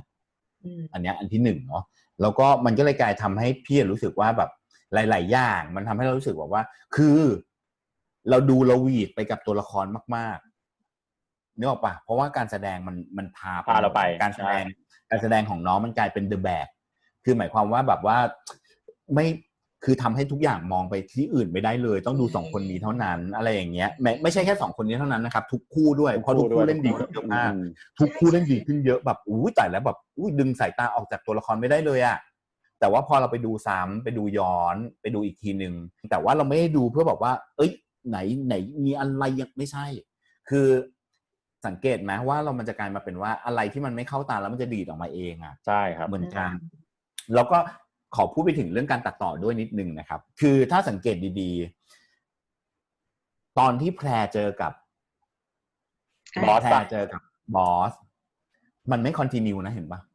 มันกระตุกนิดนึงคือการหยิบแก้วน้ำที่ตอนแรกที่ถือคือถือมือซ้ายจานข้าวคือถือมือขวาดูดน้ำไม่เห็นยกมันดูดน้ำไม่เห็นตอนที่แบบแมนขอจะดูดมือซ้ายนะแต่พอชนจานไปชนกับแพรคือจานข้าวเนี่ยถือมือซ้ายแล้วแก้วถือมือขวากลับมาถึงใหม่แล้วก็แบบยกมือ ตาฝาดหรือเปล่าเราอะคิดว่าตาฝาดแต่ คือมันไม่คอนทินิวไงจนเพราะว่าตอนนั้นอ่ะมันเป็นซีนที่อย่างที่พี่บอกในถ้าได้หรือว่ามันเป็นสโลว์โมชั่นด้วยไงมันเห็นได้ชัดสโลว์โมชั่นด้วยว่าอะไรอย่างเงี้ยมันก็เลยทำให้รู้สึกว่าแล้วน้องสองคนเล่นดีชายนิ่งนะชายนิ่งมากมันเลยทำให้เรารู้สึกได้ว่าบริบทต่างๆอ่ะมันเกิดอะไรขึ้นรอบๆเขาด้วยมันทำให้เราพอไปดูบริบทต่างๆปุ๊บเลยกลายมาตายแล้วไม่คอนก็อาจจะพลาดกันได้อะไรอย่างเงี้ยแต่ว่าเข้าใจว่าไม่รู้ว่าฟุตเทจมันจะแค่ไหนยังไงมันจะต้องรีบถ่ายรีบจบหรือเปล่าหรือมันแบบได้คิวแค่ไหนยังไงแต่ว่าด้วยความที่พอมันเป็นเราเนาะมันเลยรู้สึกแบบว่าเฮ้ยนี่มันเป็นมันเป็นซีนเปิดตัวของสองคนนี้ใช่เปิดตัวในด้านสัมพันธภาพของสองคนไม่แล้วเขาเล่นใช้ความสโลว์โมชั่นมันยิ่งเห็นได้ชัดไงเพราะมันมีการมันคือเราเห็นเลยว่ามันเกิดอะไรขึ้นเป็นสเต็ปอะแล้วเรารู้เลยว่าสเต็ปนู้นมันคือมือนั้นสเต็ปนี้มันคืออีกมือนึงอะไรเงี้ยมันก็เลยเห็นได้ชัดแต่ว่าดีไหมดีนะซีนนั้นดีนะแต่ว่ามันก็ผิดพลาดตรงนี้คือแบบว่าน้องแพรสวยมากนะน้องแพรน้องเลิฟสวยมากจริงๆแล้วกันสมัยดูโคตรหล่อเลยปกติน้องเขาหน้าตาดีอยู่เฮ้ยคือแบบหมายความว่าจริงๆกันสมัยหน้าตาดีเข้าใจแต่ว่าพอเป็นแบบซีนเนี้ยมันเลยดูแล้วรู้สึกแบบว่าไม่ต้องดูแล้วพูดท่าเยอะมันไม่ต้องเล่นเยอะแล้วดูกันสมัยหล่อมากหล่อที่ควรคู่จะให้แบบบอสมึงควรคู่กับน้องแพรกูแล้วใช่อะไรอย่างเงี้ยนึกออกป่ะแล้วเราสึกได้เลยแต่ว่าพอมาเป็นแบบบอสกำลังควรคู่น้ำจานลืมไปก่อนลืมไปก่อนดูแค่การแสดงน้องแล้วกันอะไรอย่างเงี้ยนึกออกไหมมันเสียดายครับมันเสียดายแบบบางเรื่องบางตอนด้วยความที่น้องเขาน่ารักมากน้องแพรตาเราก็เลยไปโฟกัสกับความน่ารักของสองคนนี้แต่เรารู้สึกแหละว่ามีความผิดพลาดอะไรบางอย่างเกิดขึ้น ครั้งแรกผมจับไม่ได้นะแต่รู้ว่าเอ๊ะสงสัยภาพกระตุกว่ะเพราะแบบบางทีเราดูด้วยกันแล้วภาพมันกระตุกใช่ไหมก็คิดว่ามันคงกระตุกไม่ใส่ใจละปล่อยผ่านมาก่อนพอมาดูอีกรอบนึงยังไงคือมันเด้งออกมาจริงๆเราขอร้องไม่ใช่ขอร้องขอบอกตรงนี้เลยว่าเราไม่อยากดูเราไม่เคยดูหนังละครแบบจับผิดเลยเพราะว่าเรารู้สึกว่าถ้าดูแบบจับผิดดูไม่สนุกดูแล้วไม่มีความสุขเลยแต่ถ้าอันไหนที่มันแบบว่าเฮ้ยมัน outstanding ออกมามันเห็นมาแล้วมันทำให้รู้สึกแบบอวนขึ้นมันเด่นมันชัดมันสวยเหลือเกินมันดีอันนี้เราก็จะรู้สึกได้เองหรือว่าอันไหนมันขัดตาอันนี้มันแค่ความรู้สึกเราใช่ครับอันนี้แค่ความรู้สึกเราเนาะคือบอกเชื่อว่า continue อ่ะมันมีให้เราเห็นบ่อยๆแหละไม่ใช่แค่ซีรีส์เรื่องนี้หรอกมันมาเรื่อยๆเรื่องทุกเรื่องอ่ะมีหมดเราชอบเรื่องนี้เราอยากให้เรื่องนี้มันไปให้สุดเราเห็นอะไรที่รู้สึกว่าตรงนั้นนะตรงนี้นะก็อยากจะบอกกันก็เหมือนกับสมมติว่าเราจัดรายการกันอ่ะมีลูกบ้านมาทักนู่นนี่นั่นเราก็ฟังนะแล้วก็ตรงนี้เอามาปรับปรุงดีกว่าตรงนี้นั่นเยอะไปนี่น้อยไปเราคิดว่ามันเป็นประโยชน์สำหรับคนจัดทำอ่ะสำหรับพวกเรานะคือทำด้วยความหวังดีอ่ะคิดยังไงก็ว่าอย่างนั้นรสนิยมใครก็รสนิยมเขาเนาะอันนี้แค่เสียงสะท้อนพูดในสิ่งที่เราเห็นนั่นเองอะไรอย่างเงี้ยใช่แค่นั้นเองถามว่าเราชอบแล้วไหมเราชอบแล้วเราชอบมากด้วยไม่ด้วยความที่ตอนนี้เป็น EP 1หรือเปล่าพี่เราก็ยังไม่รู้อะไรทั้งหมดนะเรายังไม่แน่ใจอันนี้อันที่1ครับแล้วก็อย่างที่จะบอกอีกอันนึงก็คือเส้นเรื่องสิ่งที่อยากคุยมากๆก็คือเส้นเรื่องเพราะว่าอย่างถ้าสมมติว่าอย่างซีซั่นแรกนะครับซีซั่นที่1เนี่ยเราใช้ไม่ใช่เราใช้ เพราะเราคู่กันอย่างขั้นกูเนี่ยนะครับ Together the Series เนี่ยใช้เพลงของสครับเป็นเส้นเรื่องเป็นแกนเรื่องเป็นเส้นเรื่องในการดำเนินเรื่องพอมาเป็นขั้นกูตอนพิเศษ5ตอนเนี่ยเราไม่รู้จริงๆว่าเขาใช้อะไรเป็นเส้นเรื่องแต่เราเห็นสิ่งที่เราเห็นแน่ๆคือ1คือบริบททางสังคมความเป็นไปทางสังคมในปัจจุบันขณะโซเชียลความเป็นจริงของตัวละครแม้กระทั่งแบบแมนที่มาเต้น TikTok เลยยังพูดแบบว่าเรื่องของไม้ที่มาเต้น TikTok เก่งนะผมชอบตรงนี้นะที่เอาเบลนเข้ามาเรื่องชีวิตจริงเบลนเข้ามาในตัวละครซึ่งมันทำให้รู้สึกว่าเราใกล้ตัวละครเข้าไปอีกแล้วตัวละครก็ใกล้เรากลับมาอีกอะไรอย่างเงี้ยมันทำให้รู้สึกว่าทั้งคนเล่นทั้งตัวละครทั้งนักแสดงมันเหมือนกับจะเบนอยู่กับเราอ่ะแล้วเรารู้สึกเราผูกพันกับเขามากขึ้นรู้จักเขามากขึ้นและด้วยความดังของน้องทุกคนที่เล่นเรื่องนี้ปุ๊บเนี่ยมันทำให้เราอ่ะเข้าไปใช้ชีวิตกับน้องเขาเยอะขึ้นไปตามติด Twitter ไปดูโซเชียลอะไรต่างๆไม่คือเปิดไม่ง่ายๆคือเปิดอะไรก็เห็นนะถูกไหมเพราะฉะนั้นเนี่ยการเล่นของสารวัตรกับทายในการไม่ต้องดูก็ได้ที่เปิดเลยก็มาอีกแล้วเหรออีกแล้วเหรอ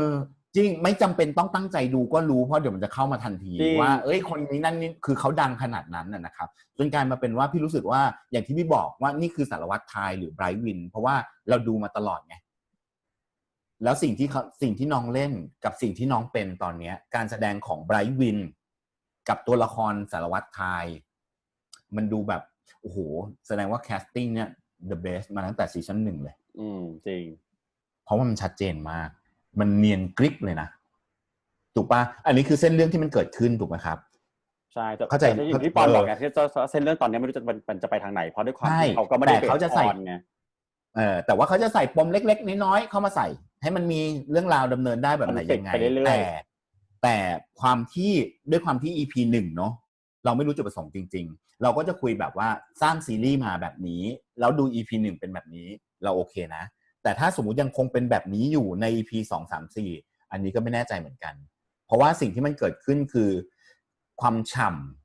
ำของตัวละครที่เราคิดถึงเหลือเกินตั้งแต่ซีซั่น1ที่มันจบไปแล้วกลายมาเป็นแบบว่าอุ้ยกลับมาเจอกันอีกรอบนึงมันทำให้รู้สึกแบบอะไรก็ดีไปหมดจริงคือเรามองข้ามทุกอย่างสิ่งเราจะมองแค่ตัวละครเราจะมองแค่แบบสารวัตรไทยเราจะมองแค่กรีนดิมกรีนอะไรอย่างเงี้ยออกปะเราจะมองข้ามอย่างอื่นไปหมดเลยเพราะว่าเราคิดถึงไงแต่พอมาดูรอบ2รอบ3เนี่ยเราจะเห็นอะไรต่างๆนานาชัดขึ้นโปรดักชั่นอะไรซึ่งเราทำให้เรารู้สึกได้ว่าเฮ้ยถ้าเส้นเรื่องมันยังเป็นแบบนี้อยู่เส้นเรื่องยังคงเอาบริบทของสังคมมาบอกแบบว่าเป็นช็อต2020อยู่อะไรอย่างเงี้ยมันจะน่าเบื่อไปไหมแล้วปมที่มันจะเดินเรื่องมันจะเป็นแบบไหนยังไงอันนี้ไม่รู้แต่ว่าสิ่งที่อยากรู้มากๆก็คือว่า5 EP เนี้ยทำขึ้นมาเพื่ออะไรรับรองได้ว่า EP พิเศษที่1ทำขึ้นมาเพื่อตอบโจทย์ความคิดถึงตอบโจทย์บางอย่าง คลายปมบางอย่างของตัวละครให้คนเข้าใจแล้วก็รู้สึกแบบว่าเอ้ยกลับมารักตัวละครได้เหมือนเดิมกลับมารักเรื่องราวได้เหมือนเดิมและหายคิดถึงแล้วก็พร้อมที่จะปูไปอีก4 EP แต่เรายังไม่รู้จริงๆว่าอีก4 EP เนี่ยมันใช้อะไรเป็นแกนหลักในการดำเนินเรื่องและมาเพื่อมีวัตถุประสงค์อะไรจากการทำซีรีส์เรื่องนี้ขึ้นมาถ้าทำขึ้นมาเพื่อเซอร์วิสเอพิโซด1ตอบโจทย์เรียบร้อยแล้วนะใช่ตอบโจทย์แล้วนะแต่ไม่รู้จริงๆว่ามันจะเป็นเซอร์วิสแบบนี้ทั้ง5เอพิโซดหรือเปล่ามันจะเฝือหรือเปล่ามันจะหวานจนแบบหรือเปล่ามันไม่ผมสังเกตอย่างหนึ่งด้วยว่าด้วยความที่เขาสร้างคอนฟลิกต์มด EP 1ที่เราดูไปเนี่ยมันกลายเป็นความรู้สึกผมรู้สึกว่านะพอ EP 1จบไปมันมีคอนฟลิกต์นึงแล้วก็จบไปเลยนะมันกลายเป็นเหมือนซิทคอมเหมือนกันนะใช่เหมือนมีคอนฟลิกต์นึงแล้วจบแล้ว EP หน้ามันจะเป็นอีกคอนฟลิกต์นึงแล้วจบหรือเปล่าเราไม่รู้ไงก็เลยไม่รู้ว่าจะดำเนินเรื่องแบบไหนซึ่ง EP 1เนี่ยมันสังเกตได้เลยว่าเป็นแบบนี้เพราะว่าใช้ไทยเล่าเรื่องแล้วก็ใช้ไทยมาจบมันเหมือนแบบว่าจบแบบว่า1-2เลยแล้วเมื่อกี้แล้วคือ EP ก็จบแล้วนะกลมไปแล้วนะจบแล้วคือมันสามารถดูแค่ EP นี้ EP เดียวได้ก็ได้จริงๆเหมือนดูมิวสิกวิดีโอได้เลย1มิวสิกวิดีโอนี่มันจะทำให้เรารู้สึกได้ว่าถ้าเราจะทำแบบเนี้ยทำเป็นมิวสิกวิดีโอหลายๆเรื่องดีกว่าหรือเปล่าหลายๆเพลงดีกว่าหรือก็เลยยังไม่รู้กันว่า EP 2เขาจะยังไง3 4 5จะเป็นยังไงเรื่องแบบเนี้ย EP 1ที่ทำออกมาเนี่ยมันดีเพราะมันเป็นจังหวะที่ใช่คนมันโหยแล้วก็ตอบโจทย์เพราะคนต้องสิ่งแรกที่คนต้องการดูอะไรเขาตอบโจทย์คนดู1นะ2ได้ครบเลยก็คิดว่าเขาเพิ่มน้ำหนักของตัวละครรองมากขึ้นเพราะซีซั่นแรกเราเห็นน้อยมากอันนี้เริ่มขยายฐานนิดนึง3ก็คิดว่าเขาค่อยๆปูแล้วก็สร้างความคุ้นชินกับการพัฒนาไปถึงจุดไหนของตัวละครแล้วแต่ยังไม่เห็นอะไรใหม่นะคือมันเป็นการคุ้นชินว่าแบบเปลี่ยนจากรถเป็นมอเตอร์ไซค์เปลี่ยนที่อยู่เป็นช่วงทรานส์ฟอร์มเนาะหน้าที่ตำแหน่งซึ่งมันเป็นการแตะทีละนิดเหมือนเอาภาพมาต่อกันอะตอนเนี้ยแล้วก็สร้างความคุ้นเคยให้เราทีนี้มันก็ต้องอยู่ที่ว่าหลังจากนี้เขาจะต่อยอดได้แบบไหนใช่อันนี้คือสิ่งที่เรายังไม่รู้ไงที่เราพี่ปอนพูดตอนต้นว่าเรายังไม่รู้เขาจะไปดำเนินทางไหนเพราะอันแรกเรารู้แล้วว่าตามเพลงแต่อันเนี้ยเรารอดูว่าเฮ้ยในเมื่อ EP 1จบแบบเนี้ย EP 2มันจะไปยังไงวะเพื่อจะต่อไป3 4 5แล้วจะทำให้เรื่องมันกลมแบบไหนจบยังไงอะไรเงี้ยซึ่งเราเดาไม่ได้ถือว่าก็แบบอ่ะยกตัวอย่างนิดนึงว่าเขาด้วยความที่เขาปูมาแต่ละคู่ละมีความเป็นได้ที่เขาอาจจะแบบแต่คู่นี้เพิ่มขึ้นใน EP หน้าอะไรอย่างนี้มีปัญหาเช่นพอเห็นคู่กองแมนกับพี่ไทยของพี่แมนกับไทยจากสุดท้ายนอนในห้องนอนหันหลังให้กันนะอาจจะมีประเด็นอะไรหรือเปล่าไม่รู้ผู้กองมีนก็ที่เห็นเราเห็นในnext episode ที่เขาจะมีไตเติ้ลให้ดูนิดนึงว่าเหมือนแบบมีการเข้าใจผิดระหว่างบอสกับผู้กองขึ้นมาเรื่องพี่มีนอะไรอย่างเงี้ยประมาณนั้นซึ่งนั่นแหละก็ต้องไปรุ้นกันต่อแต่ก็อย่างที่พี่ปอนสรุปไว้ว่าถ้าจะเซอร์วิสอย่างเดียวทั้ง5 EP ความเป็นซีรีส์มันจะไม่มีใช่เพราะว่าอย่าลืมว่าเราดูซีรีส์อยู่เราต้องการเรื่องแต่ว่าเห็นที่เราคุยกันรอบๆเช่นกันว่าเราคิดว่าถ้าเกิดเขาจะมาอย่างนั้นจริงๆเราเหมือนเพื่อเสิร์ฟเซอร์วิสจริงๆอ่ะเราก็แฮปปี้ที่จะดูแหละแต่คิดว่าถ้าอ่านแล้วเนี่ยแฮปปี้ครับแฮปปี้ที่จะดูแล้วถ้าเกิดเซอร์วิสอย่างเดียว5 EP ดูไหมดูจ้าด้วยจ้ายังไงก็ดูแต่ถ้าเรามองในเรื่องของเบสของความเป็นซีรีส์ไงเราก็แค่คิดว่าถ้าเกิดเราทำอย่างเงี้ยมันก็ควรจะมีการพัฒนาเส้นเรื่องไปอีกยังไงแบบไหนซึ่งเรายังไม่รู้เนาะเรายังไม่ตัดสินดีกว่าเบสแรกเบสจากความเป็นบาร์ทีเบสจากความเป็นบาร์ทีด้วยไอ้ครั้นว่าเห็นแล้วจะไม่พูดก็ไม่ไหวถูกไหมแล้วก็ถ้าสมมติว่าอย่างที่เราบอกคือศาสตร์ไหนเนี่ยมันก็จะมีแขนงของแบบศิลปะในแขนงต่างๆมันก็จะมีจุดเด่นจุดด้อยมีเรื่องราวมีเครื่องมืออะไรของเขาไปอะไรอย่างเงี้ยแต่ว่าวิธีการแบบนี้เชื่อว่าคุณอ๊อฟดูออกคือพุ่งกลับนะครับดูออกแล้วก็เขาอาจจะมีอย่างที่บอกครับตอนนี้คุณอ๊อฟคือผู้กำกับศิลปินคือคุณอ๊อฟเขาจะแสดงผลงานของเขาแสดงผลงานชิ้นที่1ไปแล้วเหลืออีก4ชิ้นที่เหลือเราพอจะเห็นทางแล้วว่าคุณอ๊อฟผลงานของคุณอ๊อฟเป็นแบบไหนยังไงกับเรื่องนี้เนาะกับเรื่องนี้แต่ว่าเรายังไม่รู้ครับว่าอีก4 EP เนี่ยเขาจะแบบว่า จะบรรเลงด้วยอะไรใช้อะไรในการสร้างอะไรอย่างเงี้ยต่างๆนานาแต่แน่นอนคือเราวางบนพื้นฐานซีรีส์อะไรที่เรายังไม่เห็นในซีรีส์เราก็บอกไปแล้วอะไรที่เราเห็นแล้วเรารู้สึกว่ามันตัวส่วนตัวของเรามันแบบมันใช่ไม่ใช่แค่ไหนยังไงก็บอกไปแล้วเหมือนกันอันเนี้ยคงต้องรอทุกคนแล้วแหละว่าอย่างที่เราเห็นทุกคนเห็นแบบนั้นไหมหรือเห็นอะไรมากกว่านั้นเห็นอะไรไปมากกว่านั้นเพราะว่าจริงๆแล้วว่าส่วนตัวพี่ในเส้นเรื่องพี่รู้สึกว่ามันไม่มีอะไรใหม่แต่ว่ามันเห็นพัฒนาการของตัวละครมันต่อยอดจากความใหม่คือมันเห็นพัฒนาการขึ้นมาอีกว่าสิ่งที่มันเกิดขึ้นคือ1 2 3 4 5อันเนี้ยใครเป็นอะไรแบบไหนยังไงใครรู้สึกแบบไหนยังไงมาแชร์กันได้เลยแบ่งปันได้ครับก็ได้นะยิ่งดีเลยเราอาจจะได้แบบแลกเปลี่ยนความคิดเห็นกันหรือบางสิ่งบางอย่างเราอาจจะหรือบางสิ่งบางอย่างเราอาจจะพลาดไม่เห็นจริงๆแล้วมีคนเห็นก็บอกเราได้อะไรอย่างนี้จริงเพราะว่า EP หน้ารอไม่ไหวแล้วจริงๆกับเจนนี่กีตาร์ไฟน่ารักมากเจนนี่กีตาร์ไฟเจนนี่มาเรื่องไหนเรื่องนั้นพังคือพังในแง่ของแบบมึงจะเอาดีหรือมึงจะเอาไงเอาตลกใช่ไหมหรือจะคือแบบแล้วมันฮามันต้องคือเจนนี่เป็นบุคคลที่มีน้องเป็นบุคคลที่มี potential เยอะนะมี potential แล้วก็มีความสามารถบางอย่างเหมือนวินครับวินเป็นบุคคลที่เป็น genius ในการแสดงอันนี้พูดเลยว่า genius จริงเพราะว่าเขาสามารถดึงเราไปได้ในอารมณ์ที่แบบอยากให้รู้สึกแบบไหนคือวินรู้สึกแบบไหนนักแสดงรู้สึกแบบไหนคือไปเลยไปได้ทันทีป๊อบนะอยากเจนนี่นะอยากว่าเฝ้ารอมากอยากเห็นวินในบทบาทอื่นด้วยความที่เขาเป็นนักแสดงแล้วเล่นเรื่องนี้ได้ขนาดนี้นะอยากเห็นอันนี้เห็นจริงแต่ว่าอย่างเจนนี่อย่างเงี้ยคือเห็นกี่รอบก็รู้ว่าซิกเนเจอร์คือเจนนี่แล้วก็รู้สึกว่าไม่ได้อยากให้เจนนี่เปลี่ยนอยากให้เจนนี่เป็นเจนนี่อ่ะแต่ว่ามีตัวเราเป็นเจนนี่ที่เป็นยมทูตเป็นเจนนี่ที่เป็นผมยังคิดเลยกีตาร์ไฟอะไรอย่างเงี้ยออกมาเจนนี่กีตาร์ไฟเนี่ยถ้ามีลมมาด้วยจะมันมากเลยอ่ะในการใช้ลมไม่แต่พอมีลมแล้วมันจะลำบากเพราะนี่ใส่กระโปรงสั้นด้วยนะลำบากขอต้อนรับดร.เจมส์กลับเข้าสู่รายการบาฮีชาแนลนะครับหลังจากที่ขอบคุณขึ้นเขาไปขึ้นเขามาแล้วก็ไปตามว่าจะแบบถ่ายคลิปส่งจากเขาลงมาให้เรานางปีลงมาเองจ้ะเลยมาเองเลยมาเองเลยเดี๋ยวก็แทรกเข้าไปเนาะยอมไม่ได้จริงๆเพราะว่าเรื่องแบบนี้มันเป็นเรื่องที่เราจะต้องอยู่ด้วยกันทั้งหมด4 คนครับเพราะว่าเขาจริงแล้วอะครับคือมันเป็นอย่างที่บอกไปตั้งแต่ตอนแรกนะครับว่าในฉากรีมายของเราทั้ง3 คนก็คือมีผมมีของออฟแล้วก็ป๊อปเรียบร้อยไปแล้วแต่ว่าของดร.เจมส์เนี่ยคือต้องยอมจริงๆเพราะว่าวิ่งลงมาจากยอดเขาเพื่อมาอัดรายการกับเราจริงๆถึงเวลาที่เป็นเวลาของด็อกเตอร์จริงๆแล้วว่าซีนที่ด็อกเตอร์ชอบ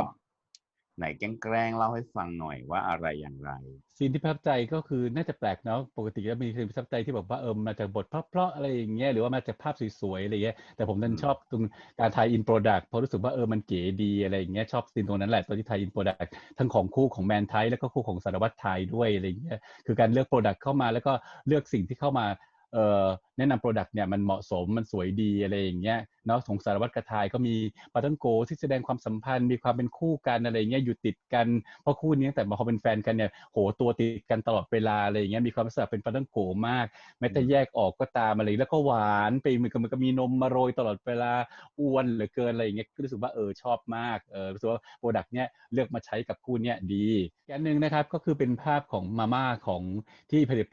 บะหมี่สำเร็จรูปที่คู่ของแมนไทนะเขาก็ปูเรื่องมาว่า2 คนนี้ต้องการลดความอ้วนนะโดยเฉพาะพูดง่ายว่าไทแหละต้องการลดความอ้วนแล้วก็เลยบังคับไม่ให้แมนกินนู่นกินนี่แล้วจนท้ายสุดเนี่ยเต้ก็เลยตื่นขึ้นมากลางดึกหิวก็เลยเลือกผลิตภัณฑ์ตัวนี้เข้ามาทายอินอะไรเงี้ยผมก็ว่ามันเหมาะสมดีเพราะกลางคืนเราตื่นขึ้นมาเนี่ยนะคงไม่มีใครวิ่งไปหามาม่าหรือไก่ทอดกินหรอกไปหาไก่ทอดหรือว่าไฮเบอร์เกอร์กินหรอกมันคงจะมาหาพวกบะหมี่สำเร็จรูปเนี่ยมันก็มองว่ามันเป็นการไทยอินโปรดักต์ที่ค่อนข้างจะลงตัวแล้วก็มันก็มีความเป็นสัญลักษณ์เบาๆสำหรับคู่นี้อะไรอย่างเงี้ยเพราะคู่นี้มีความสัมพันธ์ที่ค่อนข้างจะแบบว่ายุ่งเหยิงเล็กๆน้อยๆอะไรอย่างเงี้ยมีการแต่ก็มีความยุ่งเหยิงที่อยู่ในความผูกพันเนาะมันเหมือนกับเส้นที่มันผูกพันความรู้สึกของคนคู่นี้อะไรเงี้ยถ้าเรามองย้อนไปดูในซีรีส์ในซีซั่นที่ก่อนที่ผ่านมาอะไรอย่างเงี้ยคู่นี้มันจะมีการหายไปอะไรอย่างเงี้ยแต่เพราะความผูกพันนี่แหละ มันทำให้ของคนนี้กลับมาเจอกันใหม่อะไรอย่างเงี้ยเพราะการที่เลือกผลิตภัณฑ์ที่เป็นมาม่าเนี่ยมาใช้เนี่ยมันอาจจะเป็นสัญลักษณ์อะไรบางอย่างซึ่งไอ้นี่ก็อาจจะแบบว่าพุ่มกับอาจจะไม่ตีความนี้หรือเปล่านะแต่เราก็มองว่าตีความต่อแล้วกันตีความต่อแทนแล้วกันตีความต่อแทนว่านะมันเป็นพอเจมพูดตรงนี้แล้วมันมีความยุ่งเหยิงจริงๆคู่นี้เพราะเอาจริงๆเขาเป็นคู่ที่นิสัยต่างกันมากอย่างที่เราเห็นตั้งแต่ซีซั่นที่แล้วต่างทั้งวัยต่างทั้งนิสัยต่างทุกสิ่งเป็นการไทยอินโปรดักที่ค่อนข้างจะน่ารักแล้วก็รู้สึกว่ามันไม่ใช่แบบว่าโอ้ยพยายามจะยัดเยียดการไทยอินมากๆมันรู้สึกว่ามันเอามาใช้เพื่อเป็นประโยชน์ต่อเรื่องด้วยอะไรอย่างเงี้ยในขณะที่เวลาบางฉากเองที่ใส่เข้ามานี่ก็ขอไปรีแพร์นิดนึงแล้วกันนะรู้สึกว่ามันคือรีแพร์ตัวเนี้ยคือรีแพร์ความรู้สึกของคนดูด้วยแหละว่าเราเองเนี่ยบางทีเราคาดหวังกับอะไรบางอย่างมากเกินไปอย่างเนี้ยปากยีเนี่ยถ้าเกิดย้อนไปดูตอนที่พี่ปอนพูดหรือว่าทุกคนพูดในซีซั่นที่แล้วก็ได้พูดไปแล้วว่าบางครั้งเราก็คาดหวังเกินไปว่าตัวละครต้องเป็นอย่างนู้นต้องเป็นอย่างนี้แล้วท้ายสุดเนี่ยหลายฉากหลายบทที่ใส่เข้ามาในซีซั่นเนี้ยก็คือมารีแพร์ความรู้สึกของพวกเราต้องถามจริงว่ามันต้องใส่เข้าไปหรือเปล่าบางทีใส่เข้าไปเนี่ยอาจจะไม่สวยด้วยเรารู้สึกมันไม่สวยใช่ไหมที่ก็ค่อยไล่ทีละอย่างว่าแบบที่บอกว่าจริงๆเราไปลองเลยอะไรอย่างงี้ใช่ทุกสิ่งจริงสำหรับปอรู้สึกว่ามันเหมือนแก้ตัวไปนิดนึงคือเข้ามาดีนะแต่ไม่ต้องเข้ามาทุกอันที่คนคอมเมนต์จะน่ารักกว่าอันนี้มันใส่เยอะไปทุกช็อตเลยอะไรอย่างเงี้ยคือแบบว่าต้องการแบบเสิร์ฟให้ผู้ชมรู้สึกแบบแฮปปี้ไม่แฮปปี้ใช่ไหมที่มันเป็นอย่างนั้นที่เป็นเห็นว่าเขาเหมือนไม่รักกันอะไรอย่างเงี้ยก็ใส่เข้ามาให้มันดูแฮปปี้รู้สึกมันเนี่ยมันเป็นการเยอะเนาะเย็ดไปนิดหนึ่งอะไรอย่างเงี้ยเพื่อเราดูกันว่ามันมีพัฒนาการความสัมพันธ์ของตัวละครหลายๆตัวอะไรสำหรับผมรู้สึกเสียดายตัวความสัมพันธ์ของผู้กองมินกับผู้กองนิดนึงเพราะคู่อื่นเนี่ยมันดูเหมือนกับว่ามันขยับไปข้างหน้าเนาะมันเดินไปข้างหน้าอาจจะเดินไปข้างหน้าแล้วมีปัญหาบ้างยังมีการนอยกันอะไรกันบ้างแต่มินกับผู้กองเนี่ยมันก็ว่าถอยกลับมาอยู่ที่เดิมแล้วแถมยังถอยไกลที่เดิมไกลกว่าเดิมอีกอะไรอย่างเงี้ยทั้งที่แบบตอนที่จบซีซั่นก่อนเนี่ยเหมือนกับว่าผู้กองเนี่ยมินเนี่ยยอมเปิดใจแล้วนะยอมเปิดใจแล้วมีการแบบอบกอดอบประคองกันตอนจบอะไรอย่างเงี้ยแต่มาดูซีซั่นใหม่เนี่ยรู้สึกว่าทำไมมันดูห่างจังเลยเหมือนกลับมานั่งนับหนึ่งใหม่อ่ะเหมือนกลับมานั่งนับหนึ่งใหม่แต่อาจจะเป็นเพราะเป็น EP 1หรือเปล่าด้วยก็ยังไม่แน่ใจแต่รู้สึกว่ามันไม่เหมือนกับคู่อื่นอ่ะคู่อื่นเนี่ยก้าวไปข้างหน้าเห็นแล้วว่ามาใช้ชีวิตอยู่ร่วมกันมีสิ่งหนึ่งชอบบ้างไม่ชอบบ้างอะไรอย่างเงี้ยพยายามปรับเข้าหากันแต่ในการของพี่คิดต่างนะกับเกมเพราะว่าด้วยความที่นักแสดงพัฒนาการขึ้นมาหมายความว่าคือตัวละครก็มีพัฒนาการคือมันก็เลยเป็นอาจจะเป็นเหตุผลที่เราเข้าข้างตัวละครว่าหรือว่าสองคนนี้มันมีการเจรจากันแล้วว่ารอจนกว่ากูจะแบบเปิดใจให้มึงมากกว่านี้หรือรอจนอะไรเงี้ยคือรู้ตัวแล้วแหละว่าโอเคคือผู้กองอ่ะมึงเป็นน้องที่มันไม่ใช่แค่น้องอ่ะในมุมป๊อปนะป๊อปมีความรู้สึกว่า EP ต่อไปอ่ะจะมีโป๊ะคือเหมือนกับผู้กองกับพี่มินเนี่ยนะคือพี่มินน่ะเขารู้แต่เขาแกล้งอยู่อะไรอย่างเงี้ยแล้วโดยเนี่ยอย่างที่บอกแหละพอมามี EP หน้าที่มีไตเติ้ลมาเนาะว่ามีตัวอย่างมาว่าแบบว่ามึงเป็นคนชอบคนเดียวกับไอ้บอสหรืออะไรอย่างเงี้ยมันก็เลยแล้วมันมีคอนฟลิกต์แหละมันซึ่งมันก็เขาก็อย่างที่บอกแหละเขากำลังพี่เชื่อว่าน้ำหนักตัวละครน่าจะถูกเฉลี่ยมากขึ้นจากเดิมว่านี่มันเป็น EP พิเศษเนาะน่าจะสร้างเรื่องราวต่อแม้กระทั่งแบบว่ามีข่าวแววมากว่าฟงก็จะมีคู่กับเขาด้วยอะไรอย่างเงี้ย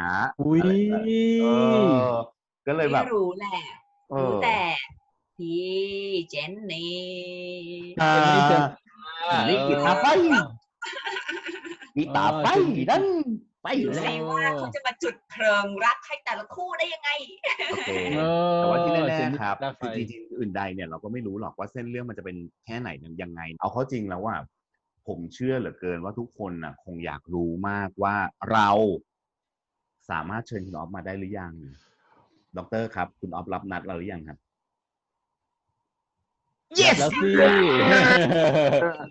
ในที่สุดครับ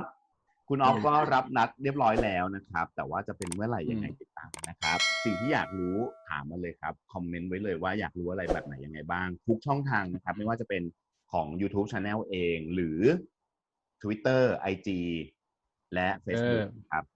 ถ ามไว้ได้เลย ครับ ทิ้งคำถามไว้ได้เลยนะครับแล้วก็ขออนุญาตไม่ถามทุกคำถามแต่ขออนุญาตเอามาเลือกแล้วก็มารวมกับคำถามของพวกเราด้วยนะครับ ครับผม คลิปหน้าจะเป็นอะไรติดตามชมกันนะครับสำหรับวันนี้พวกเราต้องลาไปก่อนนะครับขอบคุณดรนะครับที่อุตส่าห์วิ่งมาจากเช้าขอบคุณทุกคนที่ติดตามชมครับพวกเราลาไปก่อนนะครับครับผมสวัสดีครับ สวัสดีครับ